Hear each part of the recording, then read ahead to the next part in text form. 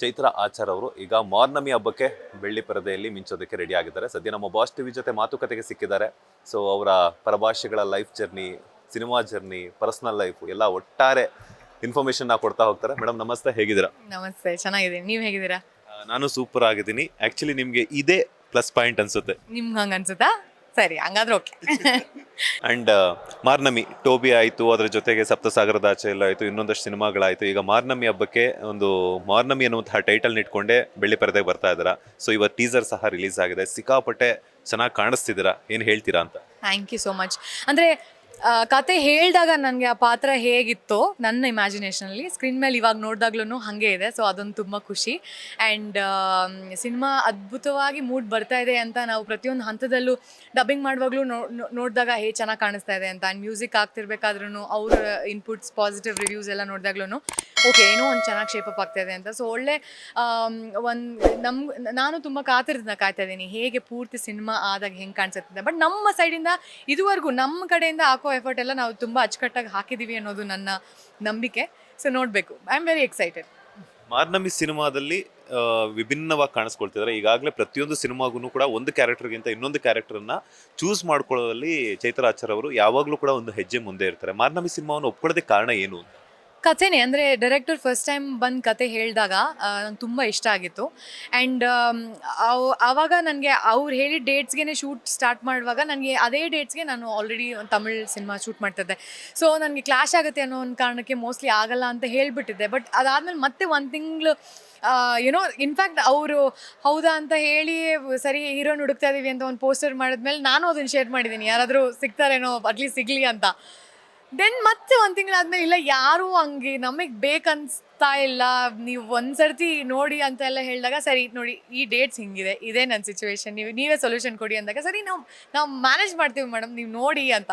So then okay, ನೀವೇ manage ಮಾಡ್ತೀವಿ ಅಂದರೆ ನಾನು ಇನ್ನೇನು ಹೇಳೋಕ್ಕೆ ಸಾಧ್ಯ, ನನಗೆ ಕತೆ ಇಷ್ಟ ಆಗಿದೆಯಲ್ವಾ. ಸೊ ನಾನು ಸರಿ ಮಾಡ್ತೀನಿ ಅಂತ ಒಪ್ಕೊಂಡಂಥ ಕತೆ ಇದು. ಸೊ ನಾನು ಮೋಸ್ಟ್ಲಿ ನನ್ನ ಹಣೆಯಲ್ಲಿ ಬರ್ದಿತ್ತು ಈ ಸಿನಿಮಾದಲ್ಲಿ ಮಾಡಬೇಕು ಅಂತ. ಸೊ ಅದು ಎಲ್ಲಿ ಹೋದ್ರೂ ಬಿಡದೆ ನನ್ನ ಹತ್ರನೇ ಬಂತು. And I am very happy ಈ ಸಿನಿಮಾ ನನಗೆ ಸಿಕ್ತು ಅಂತ. ಬಿಕಾಸ್ ಅದು ಈ ಪಾತ್ರ ಪ್ಲೇ ಮಾಡಬೇಕಾದ್ರೂ ದೀಕ್ಷಾಳಾಗಿ ನಾನು ಮಾಡಿರುವಂಥ ಎಲ್ಲ ಪಾತ್ರಗಳಿಗೂ ವಿಭಿನ್ನವಾಗಿದೆ. ಒಂದು ಆರ್ಟಿಸ್ಟ್ ಸ್ಯಾಟಿಸ್ಫ್ಯಾಕ್ಷನ್ ನನಗೆ ಸಿಕ್ತು. ಇನ್ನೊಂದು ಏನಂದರೆ ಅದು ಮಾಡಬೇಕಾದ್ರೆ ಆ ಚಾಲೆಂಜ್ ನನಗೆ ಕೊಡ್ತಲ್ಲ, ಒಂದು ಕಾಂಪ್ಲೆಕ್ಸ್ ಕ್ಯಾರೆಕ್ಟರ್ ನೋಡೋಕೆ ತುಂಬ ಬಬ್ಲಿ ಕ್ಯೂಟ್ ಅಂತ ಅನಿಸೋ ಅಂಥ ಕ್ಯಾರೆಕ್ಟರು ಒಂದು ಡಿಫ್ರೆಂಟ್ ಶೇಡ್ ತೊಗೊಳತ್ತೆ. ಆ್ಯಂಡ್ ಆ ಜರ್ನಿ ಡಿಫರ್ ಆಗುತ್ತೆ ಒಂದು ಸಿನಿಮಾ ಕಂಟಿನ್ಯೂ ಆದಾಗ. ಸೊ ಅದೆಲ್ಲ ನಿಮಗೆ ನೋಡೋಕೆ ಸಿಗುತ್ತೆ. ಸೊ ಆ ಒಂದು ಎಲಿಮೆಂಟ್ ನನಗೆ ತುಂಬ ಇಷ್ಟ ಆಗಿತ್ತು. ಅದೆಲ್ಲ ಮಾಡೋಕ್ಕೆ ಸಿಕ್ಕಿದೆ, ನನಗೆ ಖುಷಿ. ಸೊ ಕನ್ನಡ ಚಿತ್ರರಂಗ ಸೇರಿದಂತೆ ಪರಭಾಷೆಗಳಲ್ಲೂ ಮಿಂಚ್ತಾ ಸಖತ್ ಬಿಸಿಯೆಸ್ಟ್ ನಟಿ ಆಗಿರೋದ್ರಿಂದ ಸೊ ರೀಸೆಂಟಾಗಿ ಒಂದು ಕನ್ನಡ ಸಿನಿಮಾಗೂ ಡೇಟ್ ಸಜೆಸ್ಟ್ ಆಗಿಲ್ಲ ಚೈತ್ರ ಆಚಾರ್ ಅವ್ರಿಗೆ. ಗುರುನಂದನ್ ನನಗೆ ಪರ್ಸನಲಿ ಒಬ್ರು ಅಟ್ಯಾಚ್ಮೆಂಟ್ ಇರೋದ್ರಿಂದ ಗುರುನಂದನ್ ಮತ್ತೆ ಸುಮಂತ್ ಅವರ ಕಾಂಬಿನೇಷನ್ ಮಿಸ್ಟರ್ ಜಾಕ್ ಸಿನಿಮಾಗೂ ಕೂಡ ನೀವೇ ಹೀರೋಯಿನ್ ಆಗ್ಬೇಕಿತ್ತು ಅಂತ ಸಿನಿಮಾ ಒಪ್ಕೊಂಡ್ಬಿಟ್ಟೆ ನಾನು ಅಷ್ಟರಲ್ಲಿ. ಅವಾಗ ಅವರು ಶೂಟಿಂಗ್ ಅದೇ ಟೈಮಲ್ಲಿ ಇತ್ತು. ಸೊ ಐ ಥಿಂಕ್ ಶಿವು ಸರೇ ಅದಕ್ಕೆ ಸಿನಿಮಾಟೋಗ್ರಾಫರ್. ಸೊ ನೋಡಿ, ಅದು ಅವ್ರು ಇನ್ನೊಂದೇನು ಗೊತ್ತಾ, ಎಲ್ಲ ಕಥೆಗಳು ಎಷ್ಟು ಚೆನ್ನಾಗಿರುತ್ತೆ ಅಂದರೆ ಕೆಲವು ಸರ್ತಿ ಕತೆಗಳು ಚೆನ್ನಾಗಿಲ್ಲ ಅಂತ ಅನ್ಸೋದು ಬೇರೆ, ಅವಾಗ ಓಕೆ ಏನು ಅನ್ಸಲ್ಲ. ಚೆನ್ನಾಗಿರೋ ಕತೆಗಳಿಲ್ಲ ಅನ್ಬೇಕಲ್ಲ, ಅದಂತೂ ತುಂಬ ಹಿಂಸೆ ಆಗುತ್ತೆ. ಅದು ಆ ಕಷ್ಟ ಯಾರಿಗೂ ಬರಬಾರ್ದು, ನನಗೂ ಬರಬಾರ್ದು ಆ್ಯಕ್ಚುಲಿ. ಸೊ ಅದು ಈ ಟೈಮಲ್ಲೂ ಅದೇ ಹಾಗಾಗಿದ್ದು. ಆ ತಮಿಳ್ ಸಿನಿಮಾ ಆಯಿತು, ಅದಾದ್ಮೇಲೆ ಈ ಸಿನಿಮಾ ಒಪ್ಕೊಂಡೆ. ಅದೇ ಟೈಮಿಗೆ ಇವ್ರು ಕೇಳಿದ್ರು, ಅದಾದ್ಮೇಲೆ ನನಗೆ ಮಾಡೋಕ್ಕಾಗಲಿಲ್ಲ. ಸೊ ನೆಕ್ಸ್ಟು ಏನು ಕೇಳ್ಕೊಬೇಕು ಅಂದರೆ, ಅಪ್ಪ ಯಾವುದು ಕ್ಲಾಶ್ ಆಗದೆ ಇರಲಿ, ಎಲ್ಲ ಸಿನಿಮಾ ನನಗೆ ಬರಲಿ ಅಂತ ಕೇಳ್ಕೊಬೇಕಷ್ಟೇ. ದೀಕ್ಷಾ ಕ್ಯಾರೆಕ್ಟರ್ನ ಮಾರ್ನಮಿ ಸಿನಿಮಾದಲ್ಲಿ ಪ್ಲೇ ಮಾಡ್ತಿರೋದ್ರಿಂದ ದೀಕ್ಷಾಗೂ ಚೈತ್ರ ಆಚಾರ್ ಅವ್ರಿಗೂ ಏನೆಲ್ಲ ಡಿಫ್ರೆನ್ಸಸ್ ಇದೆ ಅಂತ? ಅಂದರೆ ಅವಳು ನಾರ್ತ್ ಪೋಲ್, ನಾನು ಸೌತ್ ಪೋಲ್. ಬಿಕಾಸ್ ಅಂದರೆ ಒಂದೇ ಒಂದು ಸಿಮಿಲಾರಿಟಿ ಏನಂದರೆ ಅವಳು ಒಂದು ಬಬ್ಲಿ ಕ್ಯಾರೆಕ್ಟರ್. ಅಂದರೆ ಏನೋ ಅವಳು ಅನಿಸಿದ್ದ ಹೇಳಿ ಮಾತಾಡುವಂಥ ಒಂದು ವ್ಯಕ್ತಿತ್ವ, ಅದು ನಾನು ಮಾಡ್ತೀನಿ ಕರೆಕ್ಟು. ಬಟ್ ಅವಳು ಯೋಚನೆ ಮಾಡದೆ ಮಾಡ್ತಾಳೆ, ನಾನು ತುಂಬ ಯೋಚನೆ ಮಾಡ್ತೀನಿ. ಸೊ ಅಲ್ಲಿಂದ ಡಿಫ್ರೆನ್ಸಸ್ ಸ್ಟಾರ್ಟ್ ಆಗುತ್ತೆ. ಸೊ ಅವಳ ಕಾಂಪ್ಲೆಕ್ಸಿಟಿ, ಆ ಫ್ರಿಕಲ್ ಮೈಂಡೆಡ್, ಇವಾಗ ಅದು ಮಾಡಲಾ ಇದು ಮಾಡಲಾ ಇಲ್ಲ ಆ ಥರ ಇಲ್ಲ ನಾನು ತುಂಬ ಕ್ಲಿಯರಾಗಿ ಯೋಚನೆ ಮಾಡೋವಂಥವಳು. ಆ್ಯಂಡ್ ಅವಳು ಒಂದು ಡಿಸಿಷನ್ ತೊಗೊಂಡ್ಮೇಲೆ ತಪ್ಪ ಸರಿನಾ ಅಂತ ತುಂಬ ಯೋಚನೆ ಮಾಡೋದು. ನನ್ನ ಡಿಸಿಷನ್ ತೊಗೊಂಡ್ಮೇಲೆ ಇದಕ್ಕೆ ನಿಲ್ಲಬೇಕು ಅಂತ ಇರೋಳು. ಸೊ ಹೀಗೆ ತುಂಬ ಡಿಫ್ರೆನ್ಸಸ್ ಇದೆ. ಅಂದರೆ ಆ ಕ್ಯಾರೆಕ್ಟರೇ ಬೇರೆ, ನಾನೇ ಬೇರೆ. ಆ ವಿಷಯದಲ್ಲಿ ದೀಕ್ಷಾ ತುಂಬ ಡಿಫರ್ ಆಗ್ತಾಳೆ. ನೀವು ಇನ್ಸ್ಟಾಗ್ರಾಮಲ್ಲಿ ಹಾಕುವಂತಹ ಪ್ರತಿಯೊಂದು ಪೋಸ್ಟು ಕೂಡ ಸಾಕಷ್ಟು ಜನರಿಗೆ ಇನ್ಸ್ಪಿರೇಷನ್ ಆಗಿರುತ್ತೆ.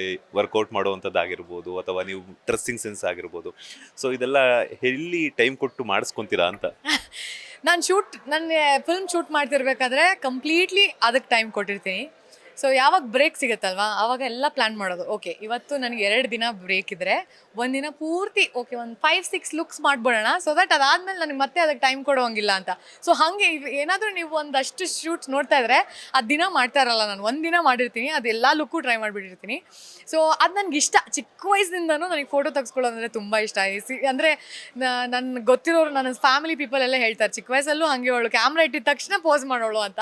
ಸೊ ಈಗಲೂ ಅದು ಹಾಗೆ ಅದು ಆ್ಯಕ್ಟರ್ ಆಗಿದ್ದೀನಿ, ಸೊ ಅದು ಕಂಟಿನ್ಯೂ ಆಗಿದೆ. ಬಟ್ ನಂಗೆ ತುಂಬ ಇಷ್ಟ. ಪ್ರತಿ ಶೂಟ್ಸ್ನೂ ತುಂಬ ಇಷ್ಟಪಟ್ಟು ತುಂಬ ಎಫರ್ಟ್ಸ್ ಹಾಕಿ ಯೋಚನೆ ಮಾಡಿ ಮಾಡುವಂಥ ಶೂಟ್ಸು. ಬಟ್ ಹಾಗಂತ ಅದು ಒಂದು ಅದೇ ಕೆಲಸ ಅಂತ ಅಲ್ಲ, ಬಟ್ ಎಲ್ಲೋ ನೋಡ್ತೀನಿ ಇದನ್ನು ಟ್ರೈ ಮಾಡಬೇಕು ಅಂತ ಅನ್ಸಿರುತ್ತೆ. ಸೊ ಹಾಗಾಗಿ ಅದನ್ನು ಯಾವಾಗಲೂ ಟೈಮ್ ಸಿಕ್ಕಿದಾಗ ಮಾಡಿಬಿಡೋದು ಹಾಗೆ. ಸೊ ಪ್ರತಿಯೊಂದು ಪೋಸ್ಟೂ ನಾನು ಸುಮ್ಮನೆ ಹಾಕಬೇಕು ಅಂತ ಹಾಕಿರೋದು ಯಾವುದೂ ಇಲ್ಲ. ಅಂದರೆ ಇಟ್ಸ್ ವೆರಿ ಕೆಲಸ ಒಂದು ಇರುತ್ತೆ, ಇನ್ನೊಂದು ಫಿಟ್ನೆಸ್ ಯಾವಾಗಲೂ ಮಾಡ್ತಾಯಿರ್ತೀನಿ. ಸೊ ನನ್ನಿಂದ ಯಾರಾದರೂ ಇನ್ಸ್ಪೈರ್ ಆಗಿ ಇಫ್ ದೇ ಆರ್ ಫಿಟ್, ಅದು ನನಗೆ ಇನ್ನೂ ಖುಷಿ ಕೊಡುತ್ತೆ, ಅವ್ರ ಹೆಲ್ತ್ಗೆ ಒಳ್ಳೇದು ಅಂತ ಒಂದು. ಅದಾದಮೇಲೆ ನನಗೆ ಇನ್ ಜನರಲ್ ಇಷ್ಟು ಫೋಟೋ ತೆಗೆಸ್ಕೊಂಡ್ಮೇಲೆ ಎಲ್ಲಾದರೂ ಒಂದು ಕಡೆ ಹಾಕ್ಬೇಕು ತಾನೆ, ಸೊ ಅದಕ್ಕೆ ಅಲ್ಲಿ ಹಾಕೋದು. ಚೈತ್ರ ಆಚಾರ್ ಅವ್ರಿಗೆ ಟ್ರೆಡಿಷನಲ್ ಲುಕ್ ಇಷ್ಟನಾ, ಮಾಡರ್ನ್ ಲುಕ್ ಇಷ್ಟನಾ? ಬಿಕಾಸ್ ಯಾಕಂತಂದ್ರೆ ನಿಮ್ಮ ಇನ್ಸ್ಟಾಗ್ರಾಮಲ್ಲಿ ಸಾಕಷ್ಟು ಲುಕ್ಸನ್ನು ನಾವು ನೋಡಿಬಿಟ್ಟಿದ್ದೀವಿ, ಸಾಕಷ್ಟು ಒಂದು ಗೆಟಪ್ಸನ್ನು ಸಹ ಹಾಕೊಂಡಿದ್ದೀರಾ. ಮಾಡರ್ನ್ ಲುಕ್ಕೂ ಸೈ, ಟ್ರೆಡಿಷನಲ್ ಲುಕ್ಕೂ ಸೈ. ಯಾವ ಲುಕ್ ಇಷ್ಟ ನಿಮಗೆ? ನನಗೆ ಟ್ರೆಡಿಷ್ನಲ್. ನನಗೆ ನಾನು ಇಷ್ಟು ವರ್ಷ ನೋಡಿರೋರು, ಕಾಲೇಜಲ್ಲಿ ನೋಡಿರೋರು, ಚೈತ್ರ ಎಲ್ಲಿ ಅಂದರೆ ಒಂದು ಕುರ್ತಾ ಹಾಕ್ಕೊಂಡಿರ್ತಾಳೆ, ದೊಡ್ಡ ಬಟ್ಟೆ ಇಟ್ಟಿರ್ತಾಳೆ, ಒಂದು ಗಂಟು ಹಾಕಿರ್ತಾಳೆ, ಇದೇ ನಾನು ಹಂಗಿದ್ದೀನಿ. ಈಗಲೂ ಹಾಗೆ ಮೋಸ್ಟ್ ಆಫ್ ದ ಟೈಮ್. ಅದಕ್ಕೆ ನಾನು ಯಾವಾಗಲೂ ಹಿಂಗೆ ಅಲ್ವಾ. ಸೊ ನನ್ಗೆ ಅಟ್ಲೀಸ್ಟ್ ನನ್ನ ಮೈಂಡಲ್ಲಿರೋ ಆ ಕ್ಯಾರೆಕ್ಟರ್ ಬ್ರೇಕ್ ಮಾಡೋಕ್ಕೆ ಒಂದು ಸೆಡಿಸ್ಟಿಕ್ ಸ್ಯಾಟಿಸ್ಫ್ಯಾಕ್ಷನ್ ಅಂತಾರಲ್ಲ, ಅದನ್ನು ತೊಗೊಳಕ್ಕೆ ಸರಿ ಬೇರೆದೇನೋ ಟ್ರೈ ಮಾಡೋಣ ಅಂತ ಹೇಳ್ಬಿಟ್ಟು ನಾನು ಎಕ್ಸ್ಪೆರಿಮೆಂಟ್ ಮಾಡೋದು, ಅದು ನನಗೋಸ್ಕರ. ಬಟ್ ಅದು ಬಿಟ್ಟರೆ ನೀವು ಎಲ್ಲಾದರೂ ಹೊರಗೆ ಬನ್ನಿ ಅಂದಿದ ತಕ್ಷಣ ನಾನು ಹಾಕೊಳ್ಳೋದೆ ಒಂದು ಕುರ್ತಾ, ಒಂದು ಬೊಟ್ಟು ಇಟ್ಕೊಂಡು ಈಚೆ ಬರ್ತೀನಿ. ಅದು ಇನ್ನೇನು ಎಕ್ಸ್ಟ್ರಾ ಹಾಕಲ್ಲ. ಸೊ ಅದೆಲ್ಲ ತುಂಬ ಎಕ್ಸ್ಪೆರಿಮೆಂಟಲ್. ನನಗೆ ಅದು ಎಕ್ಸ್ಪೆರಿಮೆಂಟ್ ಮಾಡೋಕ್ಕೆ ಇಷ್ಟ. ಇವಾಗ ಪಾತ್ರಗಳನ್ನ ಹೆಂಗೆ ಚಾಲೆಂಜಿಗಾಗಿ ಅನಿಸುತ್ತೋ, ನಾನೇನಲ್ವೋ ಅದು ತೊಗೊಂಡು ಮಾಡ್ತೀನೋ, ಈ ಶೂಟ್ಸು ಅಷ್ಟೇ, ಅದೆಲ್ಲ ನಾನಲ್ಲ, ಬಟ್ ಅದು ಮಾಡೋಕ್ಕೆ ಇಷ್ಟ. ಚೈತ್ರ ಆಚಾರ್ ಅವರು ನಟಿ ಹೌದು, ಸಾಕಷ್ಟು ಮಾಡರ್ನ್ ಆಗಿರೋಕ್ಕೂ ಟ್ರೆಡಿಷನಲ್ ಇರೋಕ್ಕೂ ಸರಿ, ಒಳ್ಳೆ ಗಾಯಕಿ ಕೂಡ ಅಂತಲೂ ಕೂಡ ಪ್ರೂವ್ ಮಾಡಿಬಿಟ್ಟಿದ್ದಾರೆ. ಈಗ ನನಗೋಸ್ಕರ ಯಾವುದಾದ್ರೂ ಒಂದು ಹಾಡು ಆಡೋದಾದರೆ? ನಿಮಗೋಸ್ಕರ ಹಾಡಬೇಕಾ? ಹಂಗಾದ್ರೆ ಯಾವುದಾದ್ರೂ ಚೆನ್ನಾಗಿರೋ ಲವ್ ಸಾಂಗ್ ಆಡೋಣ. ನಗುವ ನಯನ ಮಧುರ ಮೌನ ಮಿಡಿವ ಹೃದಯ ನಿರೆ ಮಾತೇಕೆ, ಹೊಸ ಭಾಷೆದು ರಸ ಕಾವ್ಯವಿದು, ಇದ ಹಾಡಲು ಕವಿಬೇಕೆ. ಥ್ಯಾಂಕ್ ಯು ಸೋ ಮಚ್ ಹೇಳಿದ ತಕ್ಷಣ ಆಡಿದ್ದಕ್ಕೆ. ಆ್ಯಂಡ್ ಇನ್ನೊಂದೇನಂತಂದರೆ ಮಾರ್ನಮಿ ಅಂತೂ ಬರ್ತಾ ಇದೆ, ಮದುವೆ ಯಾವಾಗ? ಮದುವೆನಾ ದೀಕ್ಷನ್ ಮದುವೆನಾ? ದೀಕ್ಷನ್ ಮದುವೆ ಮಾರ್ನಮಿಗೆ ಆಗುತ್ತೆ, ಚೈತ್ರ ಅವ್ರ ಮದುವೆ ಯಾವಾಗ ಅಂತ? ಚೈತ್ರನ್ ಮದುವೆ ನನಗೆ ಗೊತ್ತಿಲ್ಲ. ಆದಾಗ ಡೆಫಿನೆಟ್ ನಿಮ್ಗಳಿಗೆ ಫಸ್ಟ್ ಗೊತ್ತಾಗತ್ತೆ ಅನ್ಸುತ್ತೆ. ನಾನು ಡಿಸೈಡ್ ಮಾಡೋಕ್ಕೂ ಮುಂಚೆ ನೀವುಗಳು ಪಬ್ಲಿಷ್ ಮಾಡಿಬಿಟ್ಟಿರ್ತೀರ ಅನ್ಸುತ್ತೆ. ಸೊ ಇವಾಗ ಐ ಥಿಂಕ್ ಅದೇ ಟ್ರೆಂಡು. ಸೊ ಖಂಡಿತವಾಗ್ಲೂ ನಿಮಗೆ ಗೊತ್ತಾಗುತ್ತೆ. ಸದ್ಯಕ್ಕೆ ಹಾಗೆಲ್ಲ ಏನು ಯೋಚನೆ ಮಾಡಿಲ್ಲ. ಸಖತ್ ಆಕ್ಟಿವ್ ಆಗಿರುವಂತಹ ಚೈತ್ರ ಆಚಾರ್ ಅವ್ರಿಗೆ ಯಾವ ಥರ ಹುಡುಗ ಬೇಕು? ಅಂದರೆ ಆ ಹುಡುಗನಿಗೆ, ನಿಮ್ಮನ್ನು ಒರೆಸೋವಂಥ ಹುಡುಗನಿಗೆ ಯಾವೆಲ್ಲ ಕ್ವಾಲಿಟೀಸ್ ಇರಬೇಕು ಅಂತ?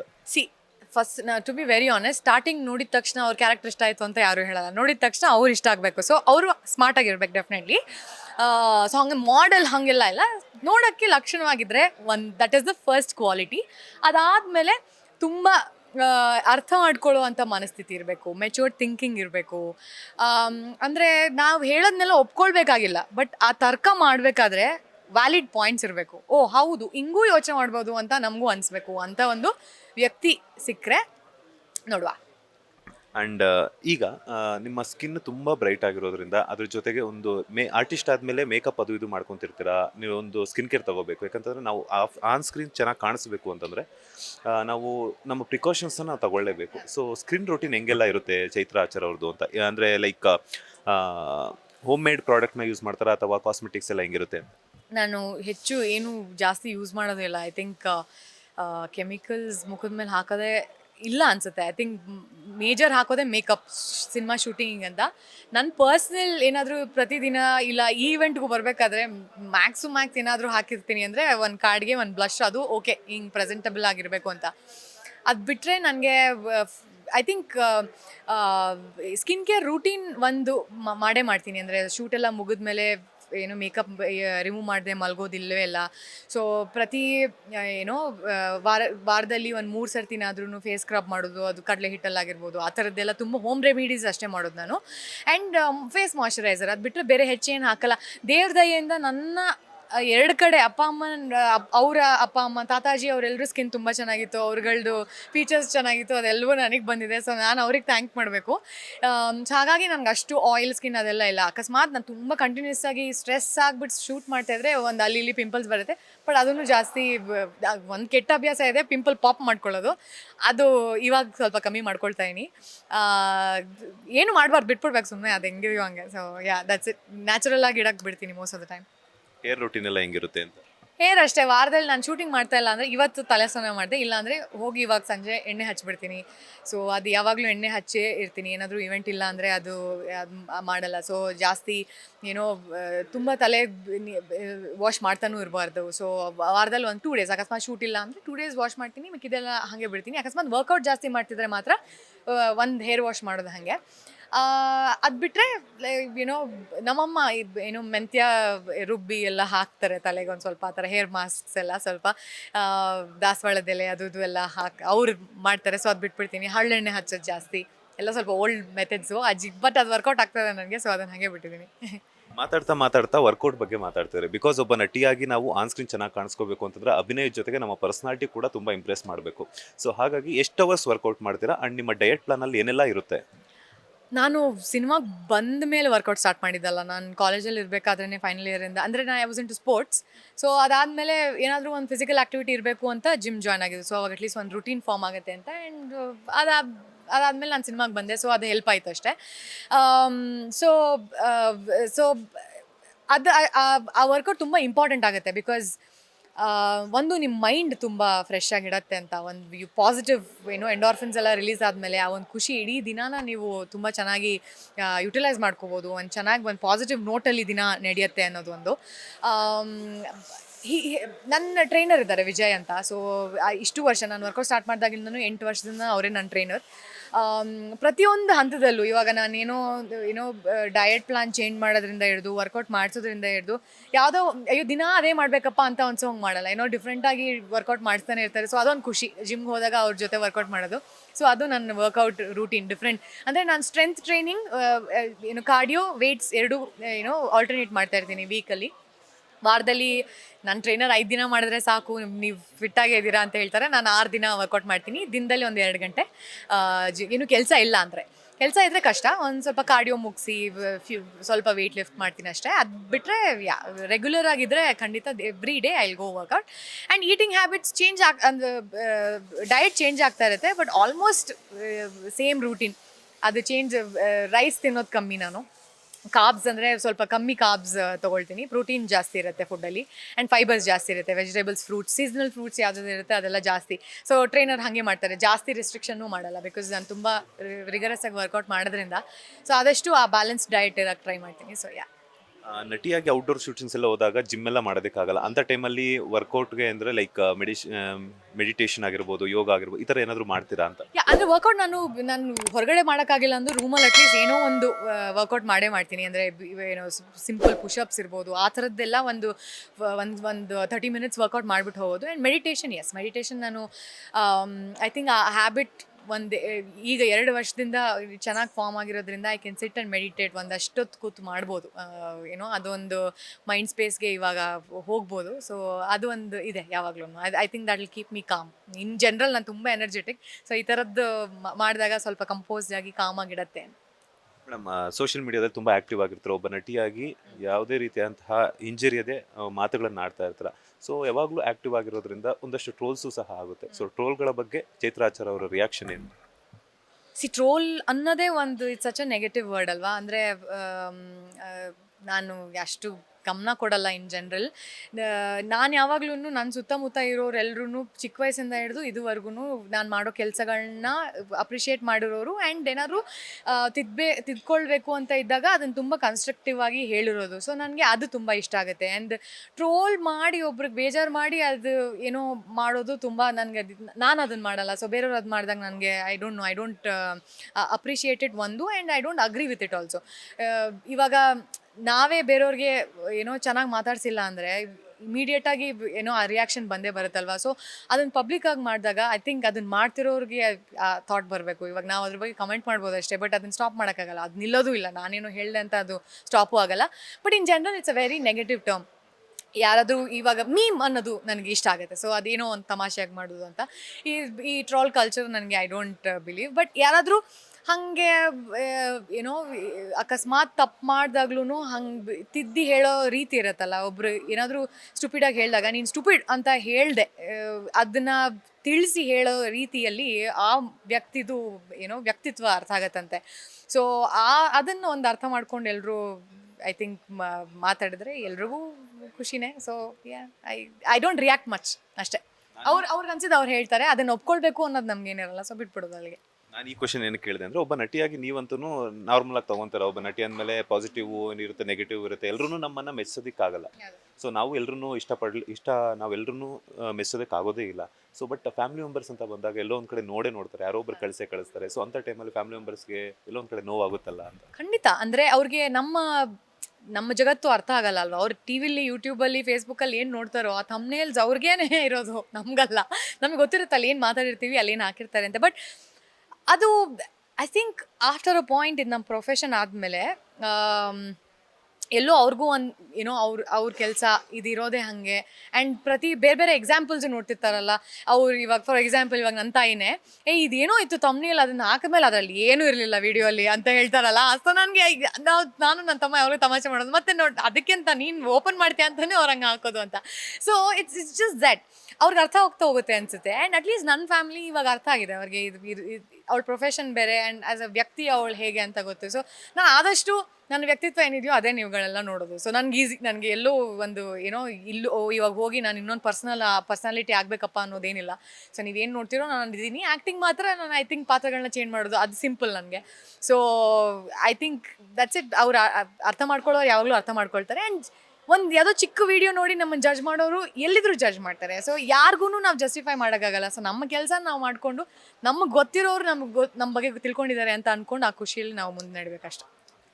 ಕನ್ನಡ ಸೇರಿದಂತೆ ಪರಭಾಷೆಗಳನ್ನು ಮಿಸ್ತಾ ಇರೋದ್ರಿಂದ 3 BHK ಇನ್ನೇನು ರಿಲೀಸ್ಗೆ ಕೆಲವೇ ದಿನಗಳಷ್ಟೇ ಬಾಕಿ ಇದೆ. ಏನು ಹೇಳ್ತೀರಾ? ತಮಿಳು ಸಿನಿಮಾ ರಂಗ, ಅದ್ರ ಜೊತೆ ಬೇರೆ ಬೇರೆ ಲ್ಯಾಂಗ್ವೇಜಲ್ಲೂ ಕೂಡ ರಿಲೀಸ್ ಆಗ್ತಾ ಇದೆ. ಒಬ್ಬ ಕನ್ನಡದ ನಟಿ, ಕನ್ನಡದಲ್ಲಿ ಹೆಸರು ಮಾಡಿರುವಂಥ ಕನ್ನಡತಿ ಬೇರೆ ಭಾಷೆಗಳಿಗೆ ಹೋಗಿ ಮಿಸ್ತಾ ಇರೋದ್ರೆ ನಮ್ಮ ಕನ್ನಡಿಗರಿಗೆ ಹೆಮ್ಮೆಯ ವಿಚಾರ ನಿಜವಾಗ್ಲೂ ಕೂಡ. ಏನು ಹೇಳ್ತೀರಾ ಅಂತ? ಅಂದರೆ ಖುಷಿ ಆಗುತ್ತೆ. ಇವಾಗ ನಾವೆಲ್ಲ ನೋಡಿ ಬೆಳೆದಿದ್ದು ಏನೋ ಆಶಿಕಾ ಅವ್ರು ಹೋಗಿದ್ದಾರೆ, ಆಮೇಲೆ ರುಕ್ಮಿಣಿ ಅವ್ರು ಮಾಡ್ತಾ ಇದ್ದಾರೆ. ಆ್ಯಂಡ್ ಏನೋ ನಮ್ಮ ಹಿಂದಿನ ಜನ್ರೇಷನ್ ಆ್ಯಕ್ಟ್ರೆಸಸ್ ಎಲ್ಲ ಕೇಳಿ ನೋಡಿದ್ವಲ್ವ. ಇವಾಗ ನಾವುಗಳು ನಮ್ಮ ಜನ್ರೇಷನ್ ಎಲ್ಲ ಹೋಗಿ ಅಲ್ಲಿ ಆ್ಯಕ್ಟ್ ಮಾಡ್ತಿರೋದು ಇದು ಈಸಿ ಅಲ್ಲ ಆ್ಯಕ್ಚುಲಿ. ಬೇರೆ ಭಾಷೆ, ನಮ್ಮ ಕನ್ನಡ ಭಾಷೆ ಹೆಂಗೋ ಮಾತಾಡ್ಬಿಡ್ತೀವಿ, ನಮ್ಮ ಮದರ್ ಟಂಗ್. ಗೊತ್ತಿಲ್ದಿರೋ ಭಾಷೆ ಕಲ್ತು ಮಾತಾಡೋದು ಇಸ್ ಟಾಸ್ಕ್. ಎವ್ರಿ ಡೇ ಒಂದು ಎಕ್ಸಾಮ್ ಥರ ಅನ್ಸುತ್ತೆ ಅಲ್ಲಿ. ಅಷ್ಟು ಜನದ ಮುಂದೆ ನಾವು ನಿಲ್ತು ಆ್ಯಂಡ್ ಸ್ಟಾರ್ಸ್ ಜೊತೆ ಕೆಲಸ ಮಾಡ್ತಾ ಇರ್ತೀವಿ. ಅವ್ರ ಮುಂದೆ ನಾವು ಸೈಕಲ್ ಹೊಡಿಯೋಂಗಿಲ್ಲ. ಸೊ ಇದೆಲ್ಲ ಒಂದು ಪ್ರೆಷರ್ ಇಟ್ಕೊಂಡು ಅಲ್ಲಿ ಹೋಗಿ ಪರ್ಫಾರ್ಮ್ ಮಾಡಿ ಸೈ ಅನ್ಸ್ಕೊಂಬಂದಾಗ ಒಂದು ಖುಷಿ. ಸೊ ಹಾಗೆ ಏನೋ ಆ ಒಂದು ಎಕ್ಸ್ಪೀರಿಯನ್ಸ್ ನನಗೆ ಇವಾಗ ಆಗ್ತಾಯಿದೆ. ಎಷ್ಟು ಮಟ್ಟಕ್ಕೆ ಸೈ ಅಂತಾರೆ ಗೊತ್ತಿಲ್ಲ, ಅದಕ್ಕೆ ಕಾಯ್ತಾ ಇದ್ದೀನಿ. ಬಟ್ ನನ್ನ ಡೆಬ್ಯೂ ಫಿಲ್ಮ್ ಇವಾಗ ರಿಲೀಸ್ ಆಗ್ತಾ ಇದೆ ಜುಲೈ 4ನೇ ತಾರೀಕು. ಸಿದ್ಧಾರ್ಥ್ ಅವ್ರ ಜೊತೆ ಅದ್ಭುತವಾದ ಕಲಾವಿದರು ಅವರು. ಆಮೇಲೆ ಶರತ್ ಕುಮಾರ್ ಸರ್, ದೇವ್ಯಾನಿ ಮ್ಯಾಮ್ ಅವರೆಲ್ಲರೂ ಇದ್ದಾರೆ. ಸೂರ್ಯವಂಶ ಜೋಡಿ ಅವರು, ತಮಿಳಲ್ಲಾಗಿದ್ದ ಸಿನಿಮಾ, ಅದ್ಭುತ ಕಲಾವಿದರು. ಸೊ ನನಗೆ ತುಂಬ ಎಕ್ಸೈಟ್ಮೆಂಟ್. ಇವಾಗ ಪ್ರಮೋಷನ್ಸ್ ನಾಳೆಯಿಂದ ಸ್ಟಾರ್ಟ್ ಆಗುತ್ತೆ. So I am just waiting to see ಹೆಂಗೆ ರಿಸೆಪ್ಷನ್ ಇರುತ್ತೆ ಅಂತ. ಎಲ್ಲರೂ ತುಂಬ ಅಪ್ರಿಷಿಯೇಟಿವ್ ಆಗಿದ್ದಾರೆ. ಕಲೆಗೆ ತುಂಬ ಏನೋ ಬೆಲೆ ಕೊಡುವಂಥ ಜನ. ಇನ್ ಜನರಲ್ ಕಲಾವಿದರು ಇವಾಗ ನಾವು ಹೆಂಗೆ ಅವ್ರನ್ನ ಓಪನ್ ಆರ್ಮ್ಸಲ್ಲಿ ನಮ್ಮ ಕಡೆ ಕರ್ಕೋತೀವೋ ಹಾಗೆ ಅವರು ಇದ್ದಾರೆ. ಸೊ ನಂಗೆ ತುಂಬ ಖುಷಿ ಆಗುತ್ತೆ ಅವರ ಟ್ರೀಟ್ಮೆಂಟ್ ಎಲ್ಲವೂ. ಫೈನಲಿ ಕನ್ನಡಿಗರಿಗಾಗಿರ್ಬೋದು, ಚೈತ್ರ ಆಚಾರ್ ಅವರ ಅಭಿಮಾನಿಗಳಿಗೆ ಏನು ಹೇಳ್ತೀರಾ ಅಂತ? ನಿಮ್ಮ ಅಭಿಮಾನ ಏನೋ ಸದಾಕಾಲ ಹೀಗೆ ಇರಲಿ. ಅಂದರೆ ನನಗೆ ಯಾವಾಗ ಯಾರಾದರೂ ಸಿಕ್ಕಿ ನಿಮ್ಮ ಕೆಲಸ ಚೆನ್ನಾಗಿದೆ, ಹೀಗೆ ಪಾತ್ರಗಳನ್ನ ಮಾಡ್ತಾ ಇರಿ, ಇಲ್ಲ ನಿಮ್ಮ ಚಾಯ್ಸಸ್ ಚೆನ್ನಾಗಿದೆ ಅಂತ ಹೇಳಿದಾಗ ಎಲ್ಲೋ ನಾನು ಅಯ್ಯೋ ಇದು ಕರೆಕ್ಟಾ ತಪ್ಪಾ ಅಂತ ಅದು ಒಂದದಲ್ಲಿ ತೊಗೊಂಡಿರುವಂಥ ಪಾತ್ರಗಳು ಅವ್ರಿಗೆ ಇಷ್ಟ ಆಗಿದೆ ಅಂದಾಗ ಓಕೆ ನಾನು ಕರೆಕ್ಟ್ ಹಾದಿಯಲ್ಲಿ ನಡೀತಾ ಇದ್ದೀನಿ ಅನ್ನೋದು ಒಂದು ಖುಷಿ ಕೊಡುತ್ತೆ. ಅದೇ ನನಗೆ ಇನ್ನೂ ಮುಂದೆ ಒಳ್ಳೆ ಕೆಲಸ ಮಾಡುವಕ್ಕೆ ಒಂದು ಫ್ಯೂಯಲ್. ಸೊ ನೀವೆಲ್ಲರೂ ನಿಮ್ಮ ಸಪೋರ್ಟ್ ಹೀಗೆ ನನ್ನ ಮೇಲೆ ಇಲ್ಲ ನನ್ನ ಥರ ಎಷ್ಟೊಂದು ಜನ ಕಲಾವಿದರ ಮೇಲೆ ಇರಲಿ, ನಮ್ಮ ತಂಡ ಮಾನವಿ ಮೇಲೆ ಇರಲಿ. ಬಿಕಾಸ್ ನಾವೆಲ್ಲರೂ ನಿಮ್ಮೆಲ್ರಿಗೂ ಎಂಟರ್ಟೈನ್ ಮಾಡಬೇಕು ಅಂತ ತುಂಬ ಇಷ್ಟಪಟ್ಟು ಕಷ್ಟಪಟ್ಟು ಈ ಸಿನಿಮಾನ ಮಾಡಿದ್ದೀವಿ. ಆ್ಯಂಡ್ ಇನ್ ಜನರಲ್ ನಾವು ಕೆಲಸಗಳನ್ನ ಮಾಡ್ತಾ ಇರ್ತೀವಿ. ಸೊ ನಿಮ್ಮೆಲ್ಲರ ಪ್ರೀತಿ ಹಾಗೆ ಇರಲಿ. ಆ್ಯಂಡ್ ನಿಮ್ಮನ್ನು ಡಿಸಪಾಯಿಂಟ್ ಅಂತೂ ಖಂಡಿತ ಮಾಡಲ್ಲ. ಆ್ಯಂಡ್ ಈ ಸರ್ತಿ ಮಾನವಿ ಸಿನಿಮಾದಿಂದ ದೀಕ್ಷಳಾಗಿ ಬರ್ತಾ ಇದ್ದೀನಿ. ಅವಳು ನಿಮ್ಗೆ ಇಷ್ಟ ಆಗೇ ಆಗ್ತಾಳೆ ಅನ್ನೋದು ನನ್ನ ನಂಬಿಕೆ. ಟೀಸರ್ ನೋಡಿದ್ದಾಯ್ತು, ನಿಮ್ಮ ತ್ರಿಬಲ್ ಆರ್ ಶೆಟ್ಟಿ, ಸೊ ನಿಮಗೆ ತುಂಬ ಆಪ್ತರು. ಸೊ ಏನಾದರೂ ಹೇಳಿದ್ರಾ ಅಂತ? ರಾಜ್ ನೋಡಿದ್ರು, ರಾಜ್ಗೆ ಇಷ್ಟ ಆಗಿದೆ ಅಂತ ಒಂದು ಅವ್ರಿಗಾಗಿದ್ದು. ಬಟ್ ನಾನು ಮಂಗಳೂರು ಸ್ಲ್ಯಾಂಗ್ ಇದು ಡೈಲಾಗ್ ಕಲಿಬೇಕಾದ್ರೆ ಆ ಡೈಲಾಗ್ ಒಂದು ಮೊನಲಾಗ್ ಇದೆ, ಅದನ್ನ ಕಲ್ತ್ಬಿಟ್ಟು ನಾನು ರಕ್ಷಿತಿಗೆ ಕಳಿಸಿದ್ದೆ. ಇದು ನಾನು ಮಂಗಳೂರು ನೋಡ್ತಲ್ಲ, ಕೇಳಿಸ್ತಾ ಇದ್ದೀನಾ ಹೇಳು ಅಂತ. ಪರವಾಗಿಲ್ಲ ಚೆನ್ನಾಗಿ ಕೇಳಿಸ್ತಾ ಇದೆ ಅಂತ ಹೇಳ್ದ ನಾನು. ಸೊ ಅದೊಂದು ಖುಷಿ. ಸೊ ಅವ್ರಿಗೆ ಇಷ್ಟ ಆಗಿ, ಮಂಗಳೂರಿನವ್ರಿಗೆ ನಮ್ಮ ಕನ್ನಡ ಇಷ್ಟ ಆಯಿತು ಅಂದರೆ ಎಲ್ರಿಗೂ ಇಷ್ಟ ಆಗುತ್ತೆ ಅಂತ. So I am very excited, ನೋಡೋಣ ಹೆಂಗೆ ಎಲ್ರಿಗೂ ಇಷ್ಟ ಆಗತ್ತೆ ಅಂತ. Thank you so much. ಇಷ್ಟೊತ್ತು ನಿಮ್ಮ ಪ್ರೀಶಿಯಸ್ ಟೈಮನ್ನು ನಮ್ಮ ಬಾಸ್ ಟಿವಿ ಜೊತೆ ಸ್ವಲ್ಪ ಶೇರ್ ಮಾಡೋದಕ್ಕೆ ಒಳ್ಳೆದಾಗಲಿ. All the best madam. Thank you so much. ನಿಮ್ಮ ಬಾಸ್ ಟಿವಿನ ಎಲ್ಲ ಕಡೆ ನೋಡೋದು ನನ್ನ ರೀಲ್ಸಲ್ಲಿ ಬರೀ ಬಾಸ್ ಟಿವಿ ಇಂಟರ್ವ್ಯೂಸು. ಸೊ ಕೊನೆಗೆ ನನಗೂ ಆ ಭಾಗ್ಯ ಸಿಕ್ಬಿಡ್ತು. Thank you so much. Thank you ಒಳ್ಳೆದಾಗಲಿ. ಲೇಟೆಸ್ಟ್ ಹಾಗೂ ಇಂಟ್ರೆಸ್ಟಿಂಗ್ ಸುದ್ದಿಗಳಿಗಾಗಿ ಬಾಸ್ ಟಿವಿ ಕನ್ನಡ ಚಾನೆಲ್ನ ಸಬ್ಸ್ಕ್ರೈಬ್ ಮಾಡಿ. ಹಾಗೆಯೇ ಬೆಲ್ ಐಕಾನ್ ಪ್ರೆಸ್ ಮಾಡಿ. ಇದರ ಜೊತೆಗೆ ಫೇಸ್ಬುಕ್, ಇನ್ಸ್ಟಾಗ್ರಾಮ್, ಎಕ್ಸ್ನಲ್ಲೂ ಮಿಸ್ ಮಾಡದೆ ಫಾಲೋ ಮಾಡಿ.